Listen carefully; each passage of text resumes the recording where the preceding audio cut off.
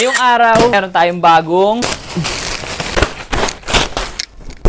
black denim jacket. Sukatin na natin. Ito nga palang black denim jacket natin ay galing sa G-Sun. As in, anak ni G. Hindi ko alam kung yun talaga yung meaning ng brand name nila. Pero kung yun yung ibig sabihin nun, ang angas nun. Diba? G-Sun, anak ni G.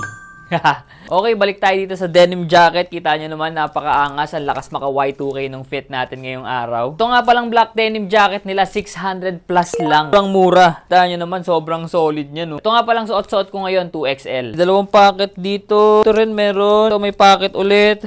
Sa loob, may pocket pa ulit. Ang dami pocket, ah. Pocket dito, tas dito sa gilid meron pa ulit maliit. Sa kabila, marami. Ito, isang malaking, isang maliit. Yung tela niya, hindi siya yung super kapal na denim, which is okay din dahil nasa Pilipinas naman tayo. Testing natin, ilagay ito. Ayos din pala. Ayos din, tas gumanda lalo kasi sakto t-shirt ko gray din eh. Oh. Pinlado yan, nagkataon lang. Angas naman ito.